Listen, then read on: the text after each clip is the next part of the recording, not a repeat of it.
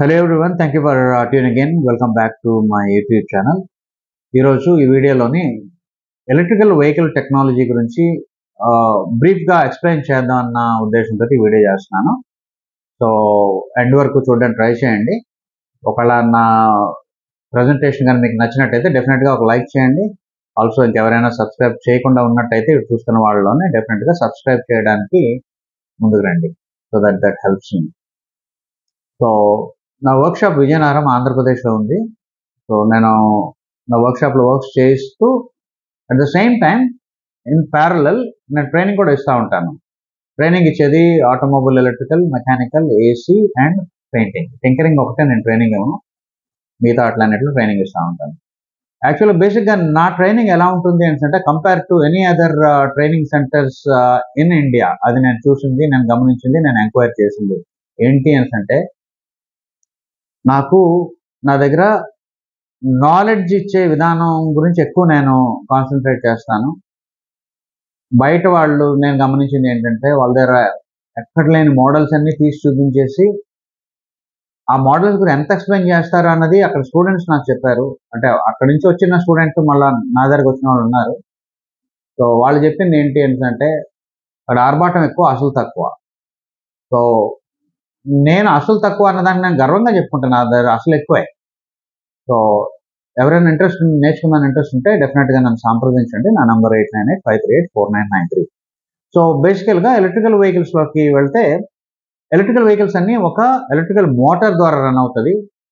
So మన basic ఆటోమొబైల్లో ఇప్పుడు వరకు ఉన్న ఇంటర్నల్ కంబషన్ ఇంజిన్స్లో ఏదైతే ఇంజిన్స్ ఉన్నాయో petrol, diesel and gas, LPG కానీ సిఎన్జి కానీ వాడే వెహికల్స్ ఏవైతే ఉన్నాయో అవి చాలా యాక్చువల్గా చెప్పాలంటే complex compared to electrical vehicles. ఇప్పుడు BS6 నామ్స్ వచ్చిన తర్వాత ప్రతిదినో మనకి sensors and actuators, computers, communication అవన్నీ కలిపితే మనకు చాలా కష్టం అనిపిస్తుంది, కానీ విడివిడిగా చదివితే ఏమీ కాదు.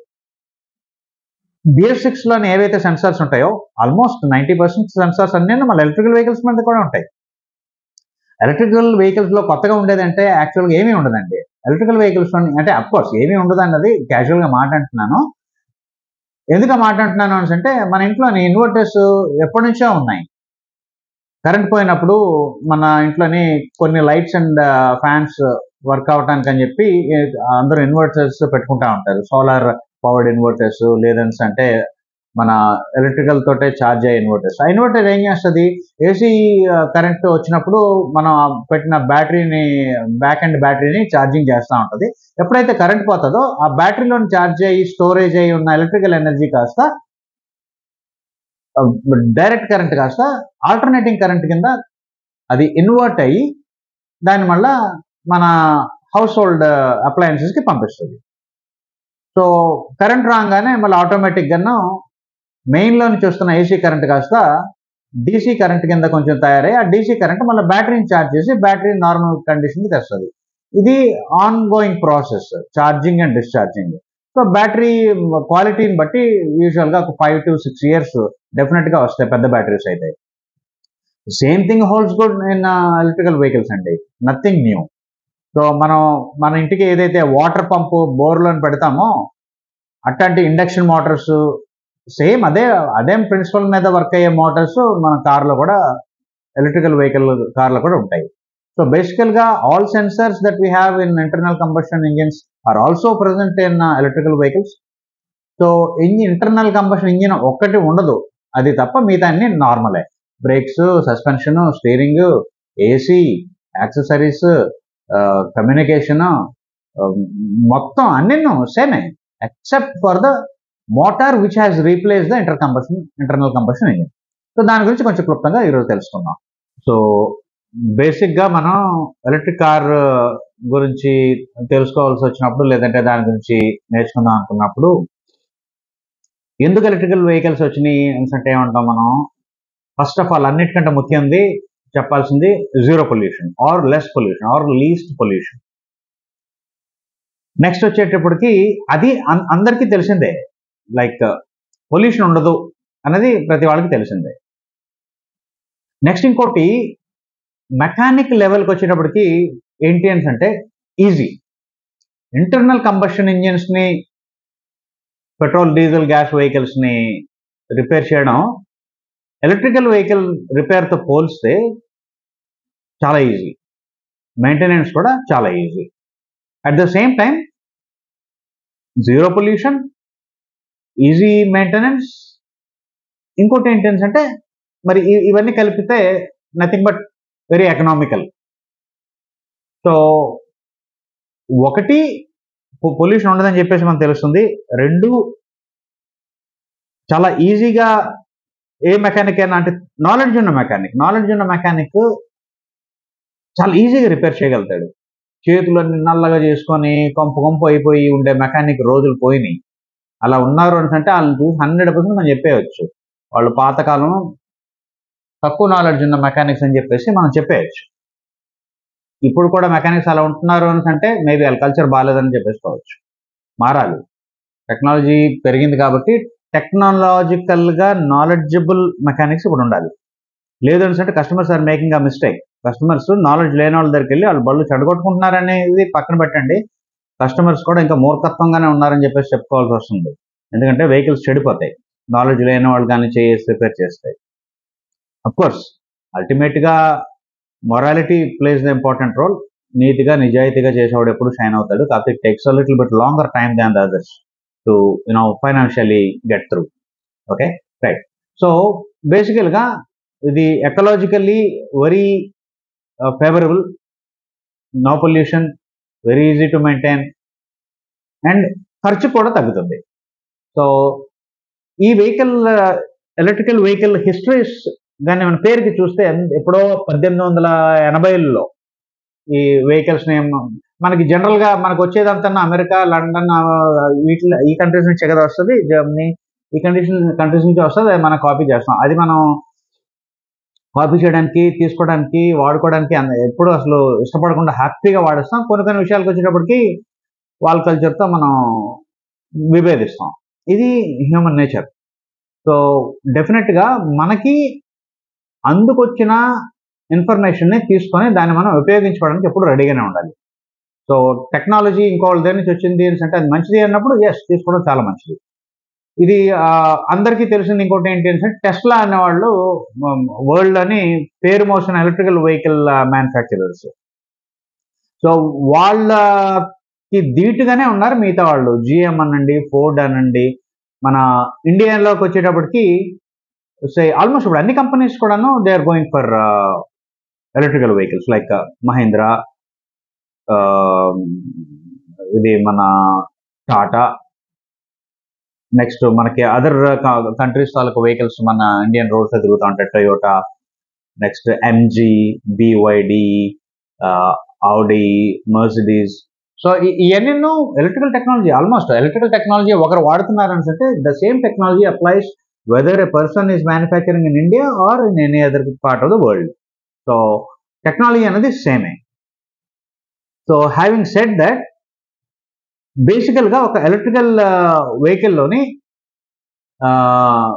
ఏ విధంగా కంట్రోల్స్ ఉంటాయి అనేది కానీ మనం చూడగలిగితే, ఎలక్ట్రికల్ వెహికల్లోని బేసికల్గా ఉండేది మనం పవర్ కావాలని చెప్పేసి యాక్సిలరేటర్ తొక్కినప్పుడు అది కాస్త ఒక సిగ్నల్ పంపిస్తుంది. అది పొటెన్షియోమీటర్ వర్కింగ్ ప్రిన్సిపల్ మీద ఆధారపడి ఉంటుంది. దాన్ని మనం యాక్సిలరేటెడ్ పెడల్ పొజిషన్ సెన్సార్ అని మన ఐసీ ఇంజిన్స్లో అంటాం కదా, సేమ్ అదే సెన్సార్ ఉంటుంది. ఆ సెన్సార్ ఏం చెప్తుంది అంటే, ఇగో డ్రైవర్ వాంట్స్ పవర్ కావాలి అని చెప్పేసి రిక్వెస్ట్ చేశారు అని చెప్పి కంట్రోలర్, అది కంప్యూటర్ చెప్పినప్పుడు ఆ కంప్యూటర్ దాని లోపల వర్కింగ్ మెకానిజం లేదా లాజిక్స్ ఏవైతే ఉంటాయో ఆ లాజిక్ బట్టి అది బ్యాటరీ, లిథియం అయాన్ బ్యాటరీ ఏదైతే ఫ్లోర్ అంతా బ్యాటరీ సెల్స్, బ్యాటరీ ప్యాక్ పెట్టుంటుందో అక్కడ నుంచి ఆ బ్యాటరీ అంటే ఏంటి, మళ్ళీ బ్యాటరీలోనే ఉండేది chemical energy stored in chemical. అది కాస్త ఎలక్ట్రికల్ ఎనర్జీ కింద మారి ఆ ఎలక్ట్రికల్ ఎనర్జీ కాస్త ఎంత మోతాదులోనైతే మన ఇంజిన్ని తిప్పడానికి, మన వెహికల్ని మూవ్ చేయడానికి అవసరం పడుతుందో మోటార్కి అంత కరెంట్ ఇచ్చే ప్రక్రియలో భాగంగా ఈ కంట్రోలర్ ఉంటుంది. సో బ్యాటరీ ప్యాక్ను వాడుకుంటుంది ఎనర్జీ కోసం, డ్రైవర్ తాలూకా రిక్వెస్ట్ని బట్టి బండిలో ఉన్న టెక్నాలజీ ఏ విధంగా ప్రోగ్రామ్ చేయబడిందో ఆ ప్రోగ్రామ్ అంతా చూసుకుంటూ దానికి అనుగుణంగా మోటార్కి ఎలక్ట్రిసిటీ ఇచ్చినప్పుడు ఆ మోటార్ తిరుగుతుంది. ఆ మోటార్ తిరిగినప్పుడు ఆ మోటార్ కాస్త గేర్ బాక్స్ తిప్పుతుంది, మళ్ళీ గేర్ బాక్స్ కాస్త డిఫరెన్షియల్ ద్వారా టైర్స్ తిప్పుతుంది త్రూ యాక్సిల్స్. ఇదంతా సేమ్ పాత వెహికల్స్కి అయితే ఐసీ ఇంజిన్స్ ఉన్నాయో వాటికి ఉండేది వీటికి కూడా సేమ్ అలాగే ఉంటుంది. ఇది కాక లోపల మన యాక్సెసరీస్ వాడుకోవడానికి అని చెప్పి మళ్ళీ ఇంకో 12 volts బ్యాటరీ ఇస్తున్నారు. సో ఆ 12 volt battery accessories like sunroof అంటారా, పవర్ డోర్ లాక్స్ అంటారా, power windows, whatever it is అట్లాంటివి రన్ చేయడానికి ఇది వాడుతుంది. ఈ లిథియం అయాన్ బ్యాటరీ ప్యాక్ ఏదైతే ఉంటుందో అది బేసికల్గా మోటార్ని తిప్పడానికి అని చెప్పేసి యూజ్ చేస్తూ ఉంటుంది. దట్ ఈస్ ఇట్స్ యూజ్ అనమాట. సో బేసికల్గా మనకి ఈ ఎలక్ట్రిసిటీతో హ్యాండిల్ చేసినప్పుడు తీసుకోవాల్సిన జాగ్రత్తలు తీసుకోవాల్సి వస్తుంది. సో అది కాక మిగతా ఎన్నెన్నో సేమ్. ఇందా నుంచి నేను మిగతా అన్ని సేమ్ అంటా ఉన్నాను, నన్ను నమ్మండి, nothing much special in it. Okay, so very క్విక్గా just recap. So electrical vehicles జనరల్గా మనం ఈవీస్ అంటున్నాం కదా, దాన్ని ఈవీస్ ఎలక్ట్రికల్ వెహికల్స్. ఈ జీరో ఎమిషన్, నెక్స్ట్ ఏమో లెస్ మూవింగ్ పార్ట్స్ ఎక్కువ ఉండవు. ఇంటర్నల్ కంబషన్ ఇంజిన్స్లోనైతే క్రాంక్, కనెక్టింగ్, పిస్టన్స్, పైకి కిందకి ఆడడం, వాల్స్ ఇట్లాంటివి ఏమి ఉండవు. జస్ట్ ఒక మోటార్లోనే ఆర్మేచరు, ఫీల్డ్ కాయిల్ ఉంటే అందులో 2 బేరింగ్లు తిరిగేస్తూ ఉంటుంది అంతే, మోటార్ వైజ్ చూస్తే. ఓకే, నెక్స్ట్ ఇంకోటి ఏంటంటే అన్నిటికంటే కొంచెం ఇంపార్టెంట్ అనుకోవాలా ఏంటి అంటే ఇన్స్టంట్ యాక్సిలరేషన్. అంటే మనం పెడల్ నొక్కగా టక్కన లాగుతుంది బండి. నెక్స్ట్ చాలా సైలెంట్, అంటే శబ్దం లేకుండా వెళ్ళిపోతాం. బస్సులు కూడా మన పక్క నుంచి వెళ్తా ఉంటే అసలు వెళ్తున్నట్టు కూడా కనబడదు. సో అంత సైలెంట్గా ఉంటాయి. సో బేసికల్గా మనకి ఈ ఎలక్ట్రిసిటీ వచ్చేసి ఎక్కడి నుంచి వస్తుంది అనే సెన్స్ అంటే బ్యాటరీలో ఉంటుంది. బ్యాటరీ ప్యాక్లోని కెమికల్ ఎనర్జీ ఉంటుంది. Chemical energy that is being converted into electrical energy. ఇది రెడీగా ఉంటుంది. సో ఈ కెమికల్ ఎనర్జీ కాస్త ఎలక్ట్రికల్ ఎనర్జీ కింద కన్వర్ట్ అయ్యి ఆ కన్వర్ట్ అయిన ఎలక్ట్రికల్ ఎనర్జీని మోటార్కి ఒక కంట్రోల్డ్ విధానంలో పంపించినప్పుడు మోటార్ తిరుగుతుంది. తిరిగిన మోటార్ కాస్త వీల్స్ని తిప్పడానికి మన ఇంజనీర్స్ డిజైన్ చేసి ఉన్నారు. సో మనకి ఇక్కడ ఎలక్ట్రిసిటీ అనేది అవైలబుల్గా ఉంది. సో ఎలక్ట్రిసిటీ వచ్చేటప్పటికి మనకి వేరియస్ ఫంక్షన్స్ చేయడానికి ఉపయోగపడుతుంది. Say for example bulbs, next ఏమో అంటే ఇక్కడ చూసినప్పుడు హీట్ ఎనర్జీ, నెక్స్ట్ ఏమో మోటార్స్, ఇక్కడేమో ఎలక్ట్రోమాగ్నెటిజం, నెక్స్ట్ మళ్ళా మన బ్యాటరీ ఛార్జింగ్,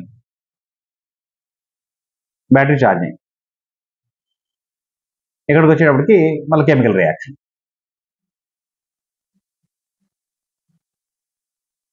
సో ఈ ఫంక్షన్స్ అన్నీ జరుగుతూ ఉంటాయి. ఈ ఎలక్ట్రికల్ ఎనర్జీ ఏదైతే బ్యాటరీ ప్యాక్లో స్టోర్ అయి ఉంటుందో మన యాక్సిలరేటర్ పెడల్ తొక్కినప్పుడు కంట్రోలర్ బ్యాటరీ నుంచి ఎనర్జీ తీసుకొని, సే ఫర్ ఎగ్జాంపుల్ మన కారు ఇలా ఉందనుకున్నాం, కారు వీల్స్ 4 వీల్స్, ఈ ఫ్లోర్ మీద ఏమో బ్యాటరీ ప్యాక్ ఉంటుంది. ఇక్కడ మనం మన కనిపిస్తుందా మీకు? ఓకే. సో ఇక్కడ మన పెడల్ మన కాలుతో తొక్కినప్పుడు, ఇలా కింద తొక్కినప్పుడు ఇక్కడ నుంచి ఇంజిన్ కంపార్ట్మెంట్లోని కంట్రోలర్ ఉంటుంది. ఈ కంట్రోలర్ ఏం చేస్తుంది అంటే ఈ బ్యాటరీ ప్యాక్ ఏదైతే ఉందో ఇక్కడ నుంచి ప్లస్ మైనస్ తీసుకొని ఆ వచ్చిన ఎలక్ట్రిసిటీని ఎదరున్న మోటార్కి ఇస్తుంది. ఎంత అమౌంట్లో అవసరం పడుతుంది ఎలక్ట్రికల్ ఎనర్జీ అంత మోటార్కి ఇస్తే ఆ మోటార్ నుంచి డ్రైవ్ షాఫ్ట్స్ ఉంటాయి. డ్రైవ్ షాఫ్ట్స్ కాస్త అంటే అఫ్కోర్స్ వీల్స్ ఇక్కడ గీసేసాను కానీ వీల్స్ కానీ మనం ఇక్కడ గీస్తే మోటార్ పక్కన gear box, gear box and differential. So ఈ విధంగా ఉంటుంది, అంతే సింపుల్. ఐసీ ఇంజిన్ బదులు ఎలక్ట్రికల్ మోటార్ని పెట్టారు. ఎప్పుడైతే మనం యాక్సిలరేటర్ పెడల్ తొక్కుతామో ఆ ఇన్ఫర్మేషన్ కాస్త కంట్రోలర్కి ఇస్తే కంట్రోలర్ ఏం చేస్తుంది అంటే బ్యాటరీ నుంచి ఆ ఎనర్జీ తీసుకొని ఎంత ఎలక్ట్రిసిటీ అయితే మోటార్కి ఇస్తే ఎంత స్పీడ్లో రన్ అవుతుందో దాంట్లో లాజిక్ అన్ని రాసి ఉంటాయి కాబట్టి దాని ప్రకారం మోటార్ని తిప్పడానికి కావాల్సిన కరెంట్ని అది పంపిస్తూ ఉంటుంది. ఈ మోటారు ఆ ఎలక్ట్రికల్ ఎనర్జీని mechanical energy in the form of rotational energy gear బాక్స్కి ఇస్తే గేర్ బాక్స్లోని మనం ఈ డిఫరెన్షియల్ ఏదైతే ఉందో ఆ డిఫరెన్షియల్ ద్వారా యాక్సిల్స్కి వెళ్తుంది. డిఫరెన్షియల్ ఎందుకు ఇచ్చారు అంటే బ్యాంకింగ్ ఆఫ్ కర్వ్స్, టర్న్ తిరిగినప్పుడు ఒక వీల్ తక్కువ స్పీడ్ తిరుగుతుంది, ఇంకో వీల్ ఎక్కువ స్పీడ్ తిరుగుతుంది. సో ఆ డిఫరెన్షియల్ని డిస్ట్రిబ్యూట్ చేయడానికి డిఫరెన్షియల్ తప్పనిసరిగా ఉంటుంది. సో ఇక్కడ గేర్ బాక్స్ అంటూ వేరేగా ఉండాల్సిన అవసరం కూడా లేదు. ఓకే, సో మనం డ్రైవ్లో పెడితే మనం మోటార్ ఎంత స్పీడ్ తిరిగితే అంత స్పీడ్లోని ఆ ఎనర్జీని వీల్స్కి ఇచ్చే పరిస్థితి ఉంటుంది ఇక్కడ. సో మనం మళ్ళీ బ్రేక్ వేసినప్పుడు ఇందులోనే ఒక ఎక్స్ట్రా ఫీచర్ ఏంటంటే రీజనరేటివ్ బ్రేకింగ్. ఎప్పుడైతే బ్రేక్ వేస్తామో ఆ బ్రేక్ వేసినప్పుడు బ్యాటరీ ఛార్జ్ అయ్యేటట్టు రీజనరేటివ్ బ్రేకింగ్ సిస్టమ్ కూడా ఇందులో ఎంప్లాయ్ చేస్తున్నారు. సో ఇవి some of the very good features of electrical vehicles. So మనం ఈ ఎలక్ట్రికల్ వెహికల్స్లోని ఈ టెక్నాలజీ వైజ్ చూస్తే మనకుండే ఈ ఒకటి బ్యాటరీ ఎలక్ట్రికల్ వెహికల్స్,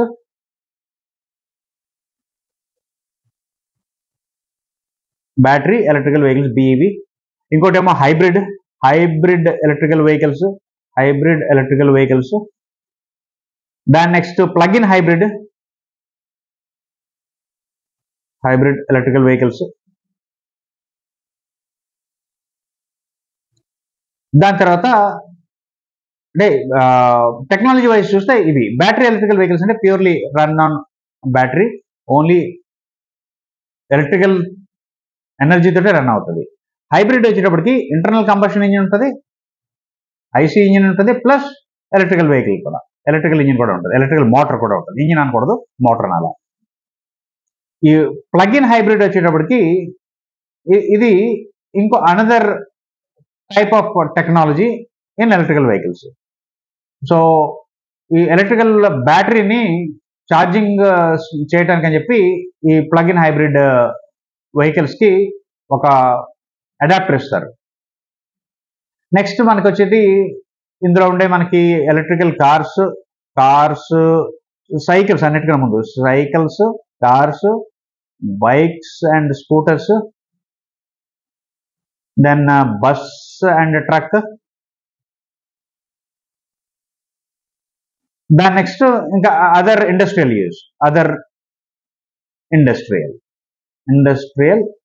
యూజర్స్.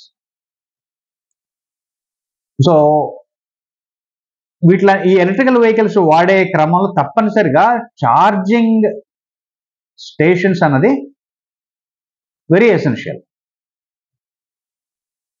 మన పెట్రోల్ బంక్లు ఎలా అయితే ఉన్నాయో ఛార్జింగ్ స్టేషన్స్ అలాగా తప్పనిసరిగా ఎన్ని ఎక్కువ ప్లేసెస్లో ఉంటే అంత మంచిది.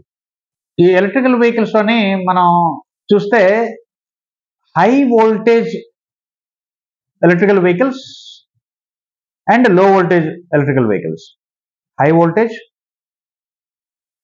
లో వోల్టేజ్. మనకున్న బేసిక్ నాలెడ్జ్ తోటి చెప్పవచ్చు. High range of travel high voltage వాడతాయి, low range of travel low voltage batteries ఉంటే చాలు. సో హై వోల్టేజ్ అనేటప్పటికి బిగ్ బ్యాటరీస్, పెద్ద పెద్ద బస్సెస్లోనే ట్రక్స్లోనే వాడతారు. Bus, truck, next say SUV, sports utility vehicles. ఈ లో వోల్టేజ్ బ్యాటరీస్ ఏమో స్మాల్ కార్స్, స్మాల్ వెహికల్స్ అన్నాం. అంటే ఇవి బేసికల్గా లెస్ పవర్, ఇదేమో high power. So 2 wheeler 3 wheel, 4 wheel. ఇక్కడికి వచ్చేటప్పుడు ఈ హై వోల్టేజ్ టైప్లోకి వచ్చేటప్పటికి మనకి say all wheel drive vehicles, next light commercial vehicles, sports utility vehicles, heavy commercial vehicles, buses and trucks అనమాట హెవీ కమర్షియల్ వెహికల్స్ అనగానే. So ఈ విధంగా low voltage systems, high voltage systems మనకున్నాయి. ఈ ఎలక్ట్రికల్ వెహికల్ కాంపోనెంట్స్ ఒకసారి చూస్తే high voltage battery pack ఉంటుంది. ఇంకో పేపర్ మీద రాస్తాను. సో మనకి హై వోల్టేజ్ బ్యాటరీ ప్యాక్,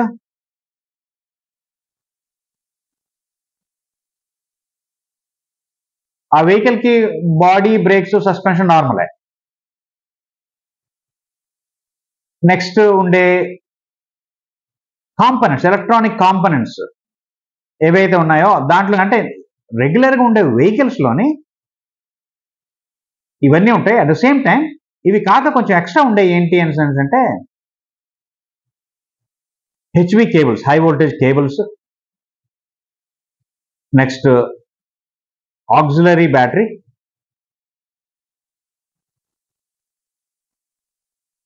ఇంకా చెప్పాల్సి వస్తే మనకి కంప్యూటర్స్ అనేది సేమే. ఇంకొకటి మనం చెప్పుకోవాల్సింది ఏంటి అని అంటే ఏసీ కంప్రెసర్. ఈ ఏసీ కంప్రెసర్ ఒకటి ఎలక్ట్రికల్ మోటార్ అనమాట. ఎలక్ట్రికల్ మోటార్ ఇవి ఎక్స్ట్రా థింగ్స్. ఈ ఐసీ ఇంజిన్స్తో పోలిస్తే ఇవి కొంచెం ఎక్స్ట్రా. సో మిగతా టైర్లు, షాఫ్ట్స్, బ్రేక్స్, ఇన్ఫోటైన్మెంట్ సిస్టమ్ అనండి, కమ్యూనికేషన్ సిస్టమ్ అవనండి, బ్యాటరీని చల్లబరచడానికి కూలెంట్ లైన్స్, పంపులు, కూలెంట్ పంపులు, steering mechanism, AC units, radiator fan. Radiator fan ఇక్కడ ఎందుకు వచ్చింది అంటే బ్యాటరీని చల్లబరచడానికి రేడియేటర్ ఫ్యాన్. నెక్స్ట్ మనకి lights, blower units, power door Windows, power Windows, ఇట్లాంటివన్నీ సేమే, ఇంకా అసలు ఇంకా ఎక్స్ట్రా ఏం లేవు. నెక్స్ట్ ఇంకోటి ఏంటంటే ఇక్కడికి వచ్చినప్పటికి inverter and converter. Inverter, converter. So బేసికల్గా ఈ తప్ప మిగతాన్ని సేమే, ఎక్స్ట్రా పెద్దగా మనకేం కనబడకూడదు, రైట్? సో నేను చెప్పేదల్లా ఏంటి అని అంటే ఈ ఎలక్ట్రికల్ వెహికల్స్ని రిపేర్ చేయాలి అని అంటే మనకి ఎక్స్ట్రా నాలెడ్జ్, ఎందులో ఎక్స్ట్రా నాలెడ్జ్ కావాలి అని అంటే electricals I would say electrical components, దాని మీద మనకి అవగాహన ఉండాలి. వైరింగ్, నెక్స్ట్ కంప్యూటర్ అంటే హౌ దే ఫంక్షన్.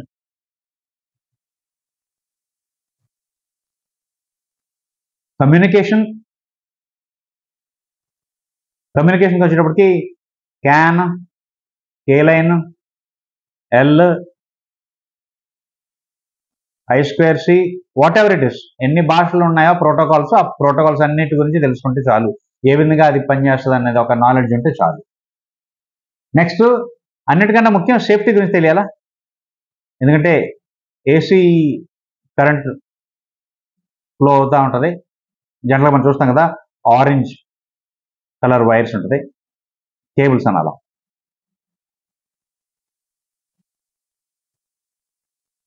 సో ఏసీకి వచ్చేటప్పటికి ఒక electrical compressor, motor run compressor. ఇది మిగతావన్నీ నాకు తెలిసి సేమ్ మన పాత ఐసీ ఇంజిన్స్లో, ఐసీ వెహికల్స్లో ఉన్న కాంపోనెంట్సే ఉంటున్నాయి. Right, having said this, types of ఈవీస్లోకి వెళ్తే మనకి hybrid electrical vehicles.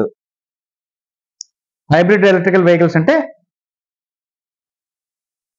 Both IC engine plus electrical motor ఉంటుంది.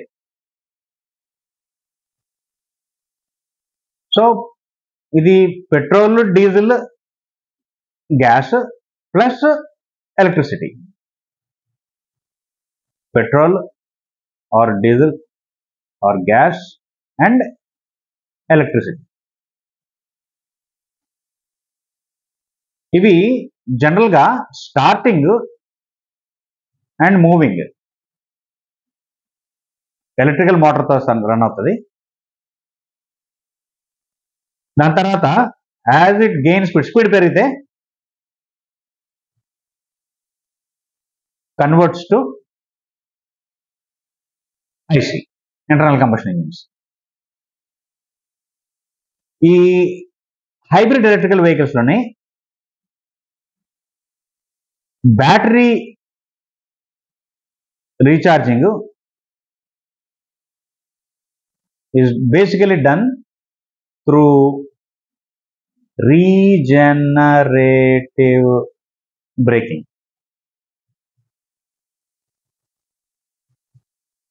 ఈ మనం జనరల్గా చాలా కార్లో చూస్తూ ఉంటాము. మన ఐ థింక్ హోండా హైబ్రిడ్ అటువంటి వాటిలో ఉంటాయి. సో ఐ థింక్ ఈ రోజుకి నేను ఈ ఇంట్రొడక్షన్ టాపిక్ కొంతలో కొంత ఎక్స్ప్లెయిన్ చేసి జస్టిస్ చేశానని అనుకుంటున్నాను ఎవరెవరైతే చూస్తున్నారో నా వీడియోని. నెక్స్ట్ ఇంకో వీడియో చేస్తాను. ఆ వీడియోలోని I will continue this topic a little bit further. అలాగే స్లోగా ఎంతవరకు నేను చెప్పగలుగుతానో I will try to explain. So as I said, Ravi ఆటోమొబైల్స్లోని electrical basic automobile electrical technology గురించి చెప్తాము, ఆటోమొబైల్ మెకానికల్ వర్క్స్ గురించి చెప్తాను, ఆటోమొబైల్ పెయింటింగ్ గురించి, ఆటోమొబైల్ ఏసీ సిస్టమ్స్ గురించి చెప్తా ఉంటాను, ట్రైనింగ్స్ ఇస్తూ ఉంటాను. చాలామంది నాకు ఫోన్ చేసి అడుగుతూ ఉంటారు, అంటే వాళ్ళు అనుకొని ఫ్రీ అనుకొని నాకు అడుగుతూ ఉంటారు, కానీ unfortunately I cannot afford it. So free కాదు, డెఫినెట్గా ఫీజు ఉంటాయి. కొన్నిసార్లు ఎక్కువ మంది ఇలా అడుగుతున్నారని చెప్పి నేను మొన్న ఒక రోజు 500 రూపాయలకి ఆటోమొబైల్ ఏసీ గురించి చెప్తాను అంటే మీరు ఎవరు చెబితే నమ్మరేమో. Only one student by name Mr Sudhakar from Telangana, ఆయన ఒక్కరు ఎన్రోల్ అయ్యారు. అది దాన్ని చూస్తే నేను నవ్వుకోవాలా అని తెలియదు, ఏడవాలో తెలియదు. ఫోన్ చేసినప్పుడేమో సార్ అంత ఫీజు కట్టలేము అంటారు, ఆఫర్ ఇచ్చినప్పుడు రెస్పాన్స్ ఉండదు. I think that is the nature of human beings. Anyway, so ఈరోజు ఈ వీడియోలోని ఇంకొక ఆఫర్ పెడుతున్నాను. ఏంటి అంటే బేసిక్ ఆటోమొబైల్ ఎలక్ట్రికల్స్ నేను కోర్స్ని ఒక 10,000 రూపీస్, ఇంతకుముందు ఈ ఆఫర్ ఇచ్చాను. ఐ థింక్ 6 దాన్ని అడ్వాంటేజ్ తీసుకున్నారు. మళ్ళీ ఇది సేమ్ అదే ఆఫర్ పెడుతున్నాను. ఆ ఆఫర్ ఏంటి అంటే basic automobile electrical course basics, మరీ చెప్తున్నాను, బేసిక్స్ నాట్ అడ్వాన్స్. అంటే అందులోని self motors, alternators, wiring, head lamps ఇట్లాంటివన్నీతో పాటు all sensors, actuators, controlled by కంప్యూటర్తో ఏ విధంగా కంట్రోల్ అవుతున్నాయి, అది ఏ విధంగా అనుసంధానమై ఉన్నది అంతవరకు చెప్పే కోర్స్ ఇది. అది 10,000 రూపీస్ నేను ఆఫర్ చేస్తున్నాను. That's going to B purely online. అది ఆన్లైనే అది అవైలబుల్. అదే కోర్సు ఆఫ్లైన్ ఏమో 35,000 రూపీస్ నేను ఆఫర్ చేస్తున్నాను. Some people have taken advantage of it. నా మట్టుకు నేను చెప్పాలంటే ఆన్లైన్లో నేర్చుకున్న తర్వాత ఇఫ్ ఇన్ కేస్ ప్రాక్టికల్గా చేయటానికి అని చెప్పి మీరు ఒక వారం నా దగ్గరికి వచ్చినా సరిపోతుంది. తెలంగాణ స్టూడెంట్స్ కోసం అయితే నేను ఎలాగా హైదరాబాద్లోని ఏర్పాటు చేస్తున్న టైప్ అయిన వర్క్షాప్లో అక్కడ జాయిన్ అవ్వచ్చు. నేను చెప్పే థియరీ పార్ట్ మాత్రం ఆన్లైనే చెప్తాను. సో ఆన్లైన్లోని థియరీ కానీ వినగలిగితే, అంటే దానికి మాత్రం కొంచెం చదువు కూడా అవసరం అని చెప్పి నేను అంటున్నాను. ఇంతకుముందు ఆ మాట అనేవాడిని కాదు. కాకపోతే కొందరికి ఒక కాన్సెప్ట్ చెప్పడానికే ఒక 1 month పడుతుంది. So I don't want to take that risk again. So డెఫినెట్గా కొంతలో కొంత చదువు ఉన్నవాళ్ళు, అంటే నేను ఎవరికైనా చెప్పేయగలను, ఎవరికైనా బుర్రకెక్కించగలను, నో ప్రాబ్లం. కాకపోతే ఏంటి అంటే ఒక 10 మందితో ఒక బ్యాచ్లో చెప్పినప్పుడు ఒకడికి ఎక్కలేదు అని అంటే మిగతా 9 మందిని నేను డిలే చేయలేను. అందుకని చెప్పి ఏమాత్రం కొంతలో కొంత ఏబిసిడీలు వచ్చిన వాళ్ళు ఈ కోర్సులో జాయిన్ అవ్వచ్చు. It's going to start from 15th of September 2024. నేను ఓన్లీ 5గురినే తీసుకుంటాను ఈ బ్యాచ్కి. ఎవరు ముందుగా వచ్చి ఫీజు కడతారో వాళ్ళందరినీ ఒక గ్రూప్లో పెడతాను. అట్ ద సేమ్ టైం నేను యూట్యూబ్లో కూడా అక్నాలెడ్జ్ చేస్తూ ఉంటాను. సో 5గురు వచ్చిన తర్వాత ఈ offer will be closed for that batch. So ఎవరైనా నిజంగా ఇంట్రెస్ట్ ఉన్న వాళ్ళైతే, కొంచెం ఏమాత్రం ఏబిసిడీలు చదువుకుని ఉన్న వాళ్ళైతే వాళ్ళు నన్ను సంప్రదించండి. నా నెంబర్ మరొకసారి 8985384993. బేసికల్గా ఈ ఆటోమొబైల్ ఎలక్ట్రికల్ కోర్స్ సంబంధించిన వివరాలు నేను మీకు చెప్పాను కదా. దాంతోపాటు I want to tell about the other courses that I'm offering. నేను ఆటోమొబైల్ మెకానికల్ కోర్స్ ఆఫర్ చేస్తున్నాను, which is going to B usually ఇంతకు ముందు అది 6 months స్టూడెంట్స్ నా దగ్గర ఉండి వర్క్ చేయాలి. ఆ 6 monthsలోనే నేను ఆ కోర్స్ కంప్లీట్ చేస్తాను అని దీంతో నేను ఆ కోర్సు టేకప్ చేయించి అది కంప్లీట్ చేసేవాడిని.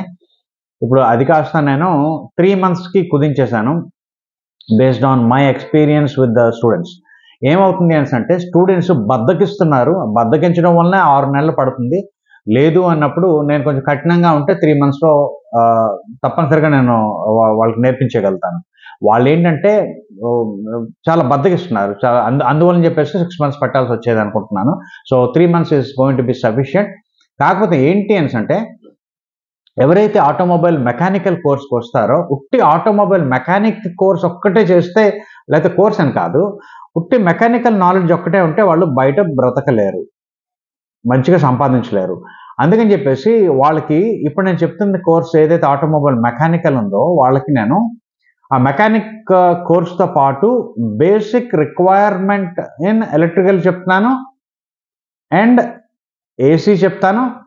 At the same time minimum ఒక బోల్ట్ వేడకుండా ఉన్నప్పుడు మినిమం హీట్ చేయాల్సి వస్తుంది.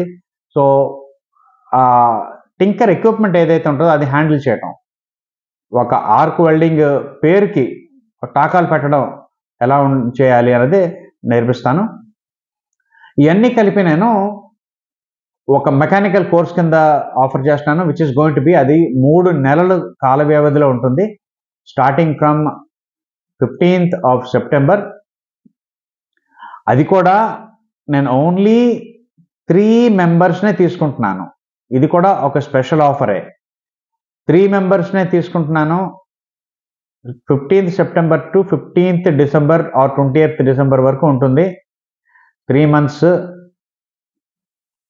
ఈ 3 monthsలోనే వాళ్ళకి నేను నేర్పించేది complete mechanical working of an automobile internal combustion engine, gear box, differential and suspension with steering. Engine వచ్చేటప్పటికి ఇంజిన్ మెకానికల్, ఇంజిన్ ఎలక్ట్రికల్,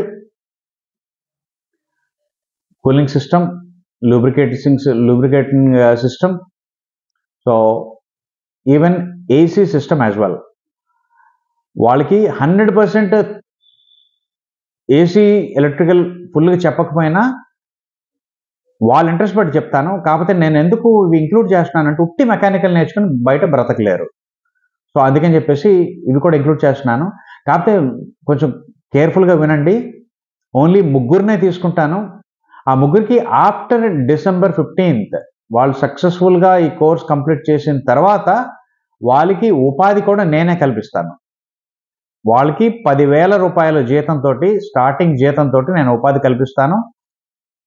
వాళ్ళు ఎంత వరకు వాళ్ళు స్టార్టింగ్ శాలరీ నుంచి పనిచేస్తున్న రోజు నుంచి వాళ్ళు ఎంత డెడికేటెడ్గా వర్క్ చేస్తారో దాన్ని బట్టి నేను వాళ్ళ శాలరీ పెంచుకుంటూ వెళ్తూ ఉంటాను. This is usual practice. ఏ వర్క్షాప్లోనైనా జరిగేది ఇదే అని నేను నమ్ముతాను. సో నేను ట్రైనింగ్ ఇస్తున్నాను కాబట్టి అది ఉచితంగా ఇవ్వట్లేదు, తప్పనిసరిగా ఫీజు ఉంటుంది. మెకానికల్ వర్క్కి 35,000 రూపీస్ నేను ఛార్జ్ చేస్తున్నాను. ఇంతకుముందు అకామిడేషన్ బయట ఉండేవారు, ఇప్పుడు అకామిడేషన్ నేను నా వర్క్షాప్ అంటే మా ఇళ్ళే ఒక వర్క్షాప్, అది సో అక్కడే నేను వాళ్ళకి అకామిడేషన్ కూడా ఇస్తున్నాను. కాకపోతే అకామిడేషన్ వచ్చేటప్పటికి 2500 rupees per month per head. ఒక్కొక్కరు పే చేయాల్సిన అమౌంట్ 2500 రూపాయలు ఓన్లీ ఫర్ అకామిడేషన్ సెపరేట్లీ.